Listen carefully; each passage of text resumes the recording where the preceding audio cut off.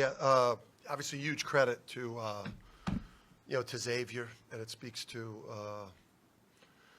their program's quality. When I talk about Marquette, and their excellence, and you just obviously feel the same way about the Xavier program, and with Sean and the history of it.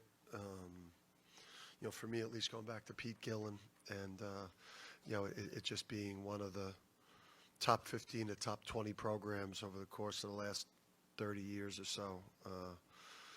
so. Their effort was incredible with Fremantle, with getting that news and showing up the way they did here. Just as a credit to Sean being one of the best coaches in the game, and their program just having an incredible character and standards. So, usually you lose when you give up 13 for 24 from three. But I thought they made some incredibly hard shots. I actually didn't think our three-point defense was that bad.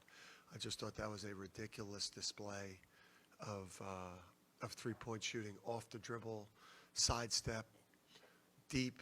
I mean, we made some mistakes, but sometimes the shot making was just almost at an NBA level for Maddox and Conwell, and in particular and Foster. I mean, those guys were phenomenal. But just really proud of our guys, proud of how we've been the last couple of weeks, and our refusal when we got down 5 to allow the game to slip away.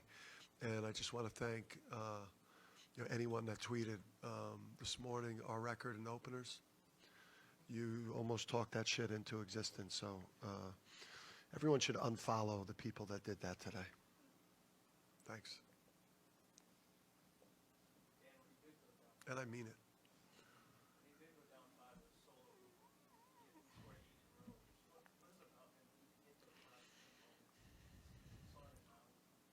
I mean, the sophomores, their growth and development is what's going to determine the season, along with point guard play, obviously.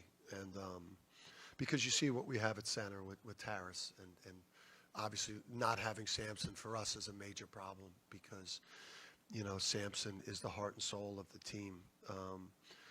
But, for Solo to be shooting it as poorly as he was shooting it to that point in the game, and he was frustrated, and to get on that run was huge for us. And then I thought, the defensive plays that he was able to make. He's going to screw up some things because he's a young player. Some technique things or some scouting things because he's still a young guy. But I thought he used his athletic ability to get in passing lanes and to make plays on the ball. So 4 steals I think was great to go along with the clutch buckets and free throws.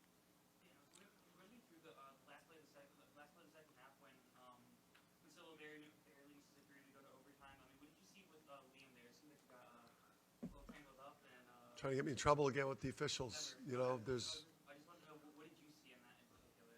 Well, what happened was the 2 off the ball holding calls just made it really tough, I think, to make another call. Right, the last 3 possessions. But I thought we tried to get to Liam. Liam was doing an awesome job. Getting in his right hand, getting down the lane. And there's obviously, just some contact there that was unfortunate. And Solo's ball was tracking, and he almost threw it in. But yeah, I think we executed it the way we wanted to execute it. There was some contact. I understand why they didn't make the call. And then, I thought we had control of overtime, which was good.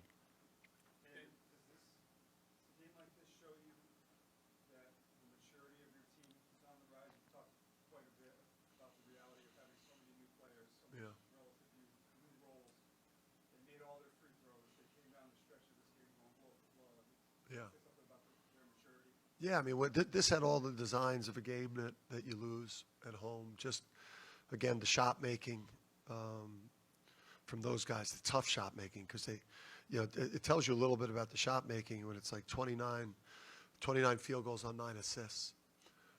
So that's like guys like really making plays off the dribble, hitting hard shots.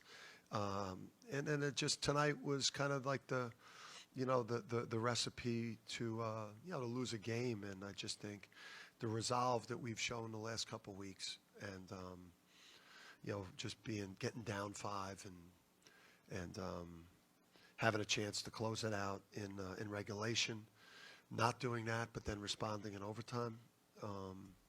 It was great. And I thought the crowd really helped us, probably last 5 minutes of regulation in particular and in overtime. I thought the crowd was a big factor, midway through the second half into overtime. They really helped us a lot too.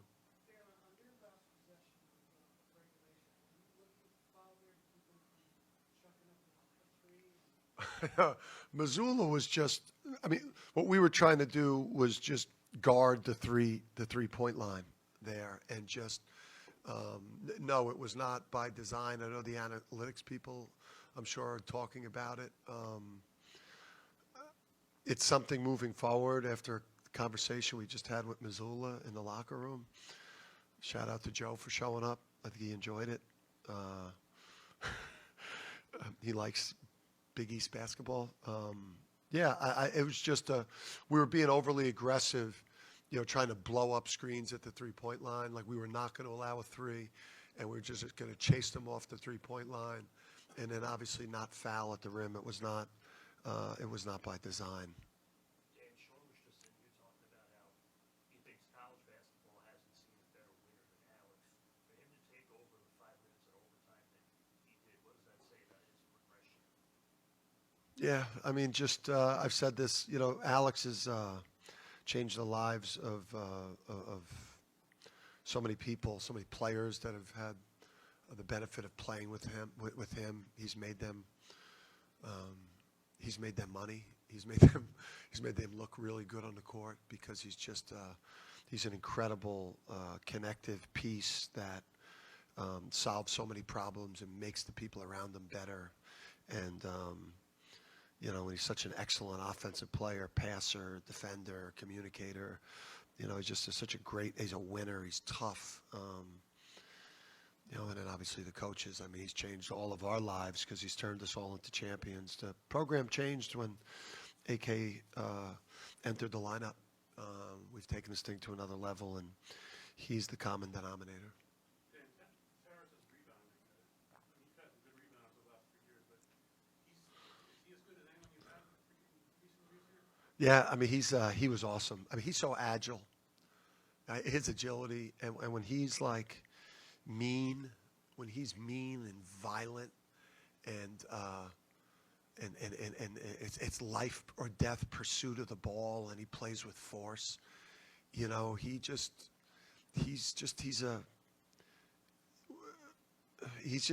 to decide what type of bear he wants to be. Just when he's a grizzly bear or a Kodiak bear or a vicious polar bear, he's incredible. He just doesn't, he's such a nice guy and a sweetheart that sometimes, he doesn't play with that force and want to be a killer. When he shows up, when he takes that step and is like just an ass-kicking killer, you're going to see, consistent nights like tonight.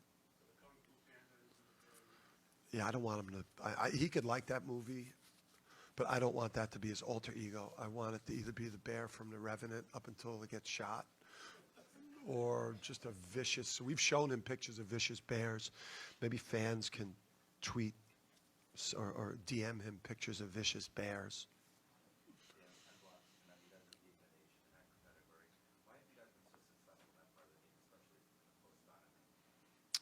Generally, we've had some real bad luck at the 3-point line defensively this year, and we generally do a really good job of running people off the 3-point line. Part of that issue has been losing the incredible perimeter defenders over the last couple of years. Andre Jackson, Steph Castle, Tristan Newton, guards with size that made it really tough on people. But, we spend a lot of time working on rotations. We spend a lot of time just aggressively teaching our guys to challenge things at the rim. Sometimes it means you're going to foul more. But since we've gotten back from that trip to Maui, fouling hasn't been as big of an issue for us. Obviously, it was out there when we were minus 51. in 3 games. But I don't think anybody wants to talk about that anymore.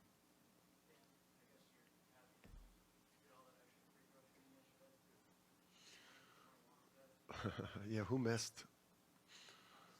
Yeah, I missed the first one there. Yeah, yeah. I mean, yesterday we do a free throw drill to end day before a game. It's like a pressure a free throw shooting drill where the guys shoot 1-on-1s, and they've got to shoot 80% or higher, and you get a 1-on-1. You miss the front end, it's an 0 for 2. You miss, you make one miss, make the first, miss the second, 1 for 2. If you make both, 2 for 2.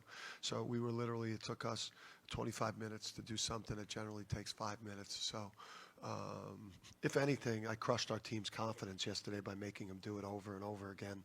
But the fact that we got it right at the end, maybe it helped us concentrate a little bit better. But I would have never thought we'd shoot free throws good today based on how shitty it was yesterday.